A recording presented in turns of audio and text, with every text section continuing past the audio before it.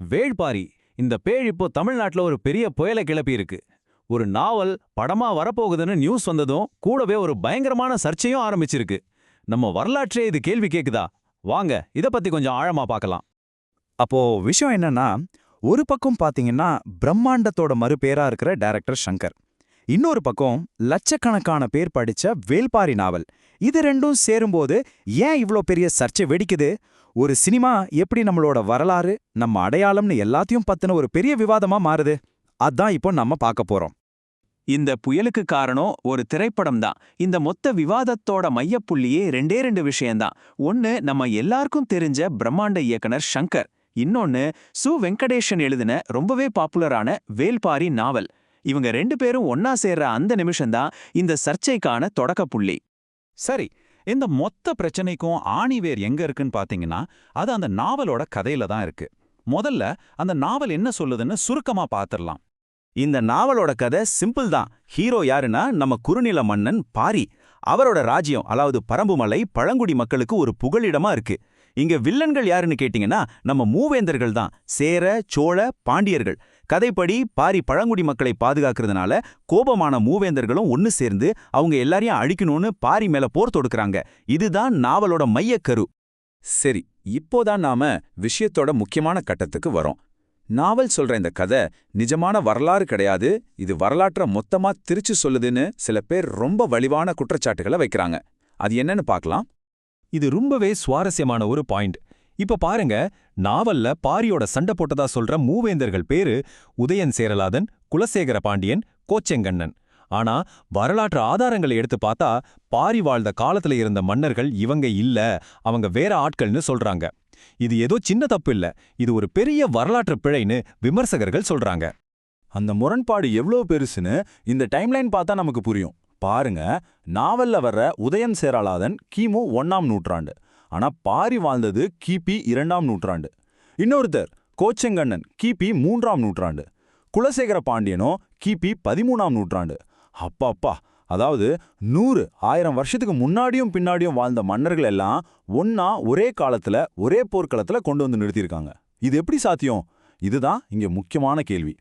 அடுத்து இடம் பத்தின சர்ச்சை. நாவல் என்ன சொல்லுதுன்னா பாரியோட பரம்புமலை இப்போ இருக்கிற பிரான்மலை தான் அப்படின்னு. ஆனா வரலாற்று ஆய்வாளர்கள் என்ன சொல்றாங்கன்னா பிரான்மலை ஒரு சின்ன பாறை குன்று தான். சங்க இலக்கியங்கள்ல வர்ணிக்கிற மாதிரி பெரிய பசுமையான பலாப்பழம் எல்லாம் நிறைஞ்ச மலைத்தொடர் அது இல்ல. அந்த மாதிரி ஒரு இடம் தருமபுரி பகுதியில தான் இருந்திருக்கணும்னு சொல்றாங்க. இந்த விவாதத்திலேயே ரொம்ப ஆச்சரியமான இல்லாட்டி ஷாக்கிங்கான குற்றச்சாட்டு இதுவா தான் இருக்கும். எதுக்கு மூவேந்தர்கள் பாரி மேல போர் தொடுத்தாங்க? நாவல் சொல்ற காரணம் என்ன தெரியுமா? பாரி கிட்ட இருந்த ஒரு தெய்வீக சக்தி கொண்ட தேவாங்கையை கைப்பற்றத்தான். இதத்தான் மூல ஆதாரங்களை வச்சு விமர்சிக்கிறவங்க சொல்றாங்க. அப்ப சரி, தேவாங் இல்லைன்னா அப்புறம் எதுக்கு போர் வந்திருக்கலாம்? இதுக்கு சில நம்புற மாதிரியான காரணங்களையும் சொல்றாங்க. ஒன்னு, பாரியோட புகழ் மூவேந்தர்களுக்கு ஒரு பெரிய ஈகோ பிரச்சனையா இருந்திருக்கலாம். இல்லனா பாரியோட புகழ்பெற்ற மகள்களை கல்யாணம் பண்ணிக்க ஆசைப்பட்டிருக்கலாம். அதுவும் இல்லனா இது சிம்பிளா ஒரு ராஜ்யத்தை விரிவுபடுத்துறதுக்காக நடந்த ஒரு சாதாரண போராக கூட இருந்திருக்கலாம். சரி, இந்த தவறுகள் எல்லாம் சும்மா தெரியாம நடந்ததில்ல, இதுக்கு பின்னாடி ஒரு மறைமுகமான நோக்கம் இருக்குன்னு ஒரு குற்றச்சாட்டு வைக்கப்படுது. அது என்னன்னு இப்ப பார்க்கலாம்.